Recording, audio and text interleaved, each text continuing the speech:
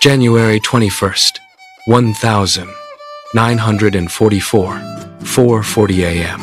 Northern Burma. The jungle is awake before the soldiers are. A wall of humidity presses against the skin like wet cloth. The air smells of rotting leaves, mud, and something metallic blood, perhaps. Somewhere in the darkness, a gibbon screams. Then, another. Private Bill Carter of the British 14th Army wipes sweat from his eyes even though the sun hasn't risen yet. His boots sink half an inch into the soaked jungle floor. Leeches cling to his socks like black stitches. No one talks, because somewhere ahead, hidden in that green ocean of vines and bamboo, the Japanese Imperial Army is waiting. Carter grips his Lee-Enfield rifle tighter, and for the first time since he arrived in Burma, he realizes something terrifying. The jungle isn't just the battlefield. The jungle is the enemy. 2 years earlier, the British command had reached a quiet, humiliating conclusion. Burma was unwinnable. The terrain alone seemed to prove it. Northern Burma was not like Europe's battlefields. Not fields, not cities, not open ground. It was a living labyrinth.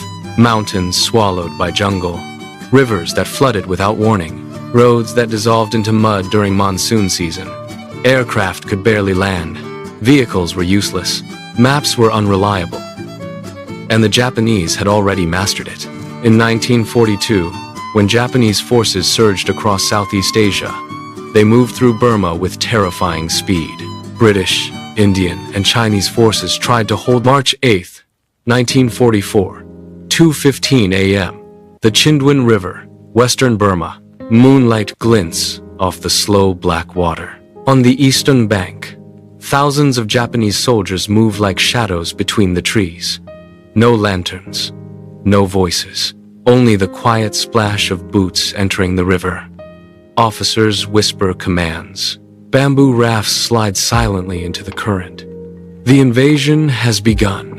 Across this dark stretch of water, 3 Japanese divisions are about to cross into territory the British Empire considers sacred.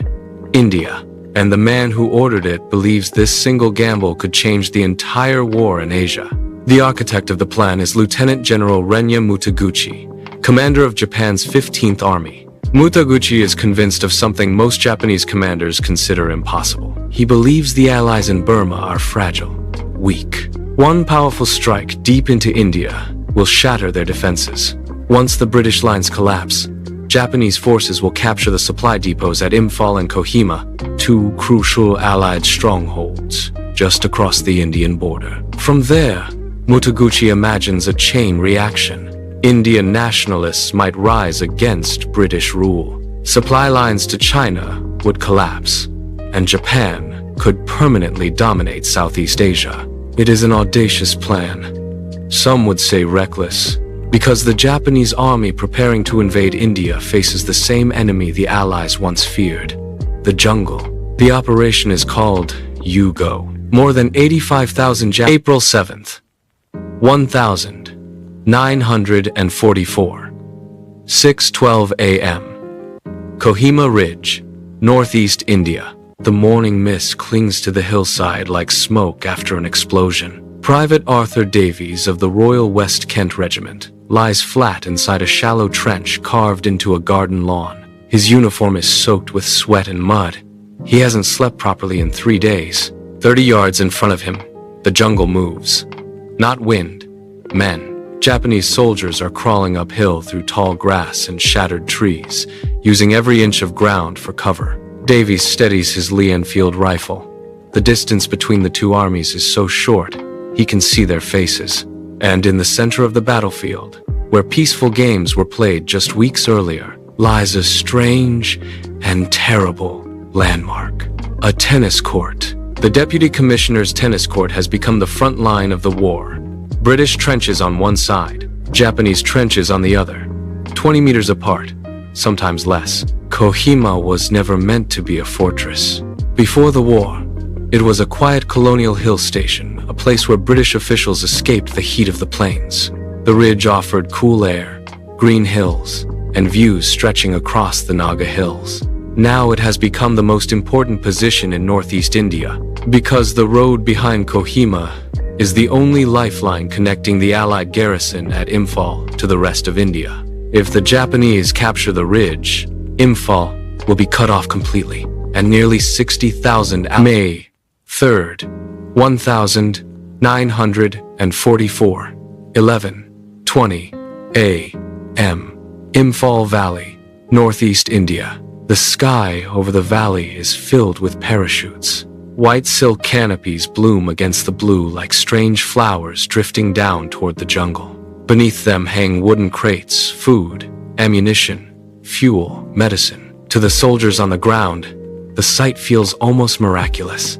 Because beyond the ring of hills surrounding Imphal, more than 60,000 Japanese troops are waiting, and they are starving.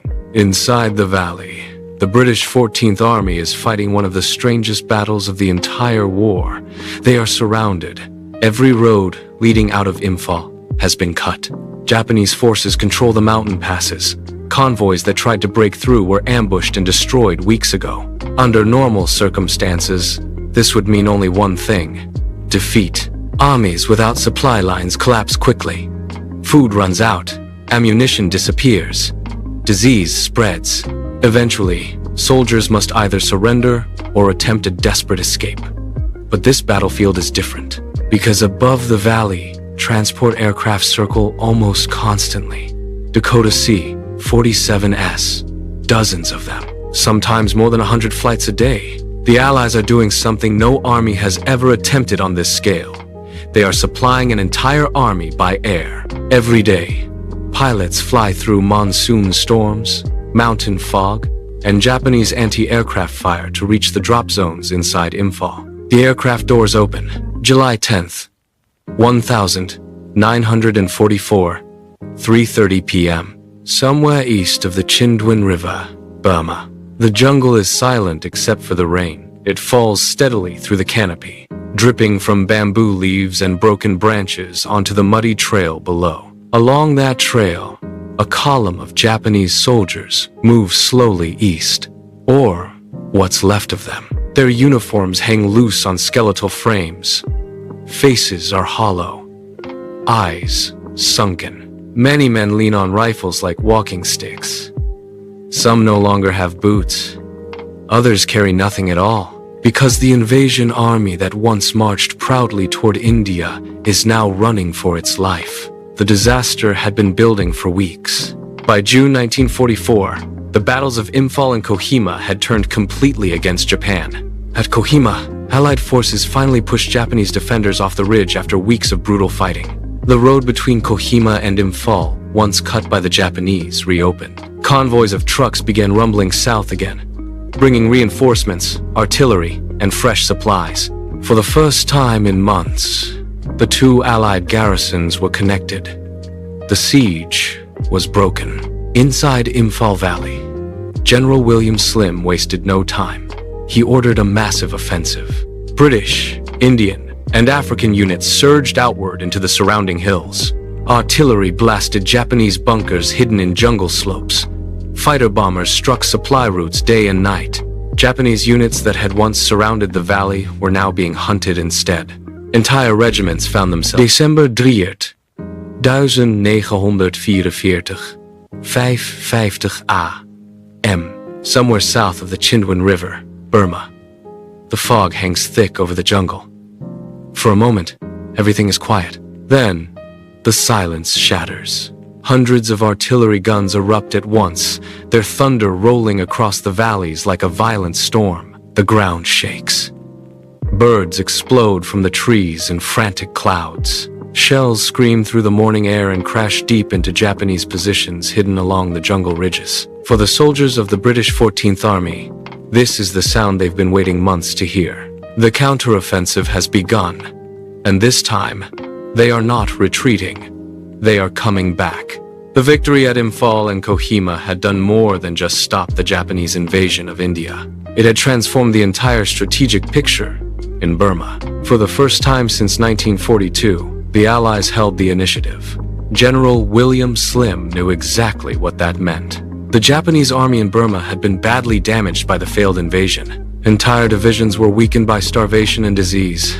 Supplies were scarce. But Slim also understood something crucial. If the Allies paused too long, Japan would rebuild its defenses. So, instead of waiting, Slim prepared to strike immediately. The plan was bold. Instead of slowly pushing back along the same jungle roads the Japanese had used during their invasion, Slim would launch a massive maneuver designed to outflank the enemy completely. His army would cross the Chindwin